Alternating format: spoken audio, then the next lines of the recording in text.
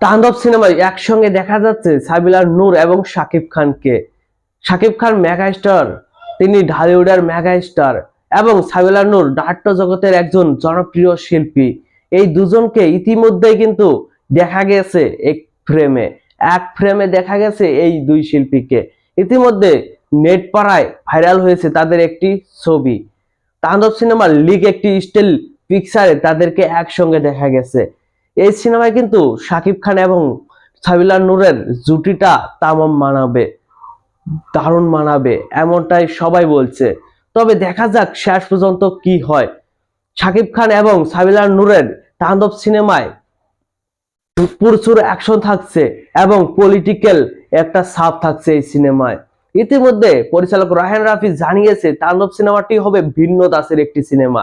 এই সিনেমায় নতুনত্ব থাকবে, ঢালিউডে যা আগে হয়নি, কখনোই হয়নি এমনটাই গল্প থাকবে। তুফান সিনেমায় কিন্তু শাকিব খানকে ভিন্ন এক শাকিব খান হিসেবে প্রেজেন্ট করেছিল রায়হান রাফি। সেই ধারাবাহিকতায় এবারও তাণ্ডব সিনেমায় তাকে নতুন রূপে আনছে। মেগা স্টার শাকিব খানকে নতুন রূপে প্রেজেন্ট করবেন রায়হান রাফি। ইতিমধ্যে শাকিব খানের ছোট চুলের একটি লুক ভাইরাল হয়েছে। শাকিব খানের একটি স্টিল পিকচারও কিন্তু ইতিমধ্যে ভাইরাল হয়ে গেছে। তাদের শাকিব খানের জন্মদিন উপলক্ষে তারা কিন্তু একটি পিকচারও ভাইরাল করেছিল, একটি পিকচারও শেয়ার করেছিল, সেটিও সবার কাছে প্রশংসিত হয়েছিল। এবার দেখা যাক সিনেমাটি মুক্তির পর, ঈদুল আজহায় মুক্তির পর কেমন সাফল্য আনতে পারে। বরবাদ সিনেমাটি কিন্তু বাংলা চলচ্চিত্রের সব ইতিহাস বরবাদ করে দিয়েছে।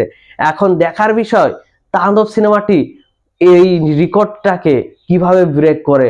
বরবাদের রেকর্ড আসলে কি ব্রেক করতে পারবে তাণ্ডব সিনেমা, সেটাও কিন্তু দেখার বিষয়। তো ভিউয়ার্স, তাণ্ডব সিনেমার শাকিব খান এবং সাবিলা নূরের এই লিগ পিকচারটি নিয়ে আপনাদের কোনো মতামত থাকলে অবশ্যই কমেন্ট বক্সে জানাতে ভুলবেন না। আর ভিডিওটি ভালো লাগলে একটি লাইক দিয়ে বন্ধুদের মাঝে বেশি বেশি করে শেয়ার করুন। আর এতক্ষণ কষ্ট করে আমার ভিডিওটি দেখার জন্য আপনাদেরকে আবারও ধন্যবাদ জানাচ্ছি।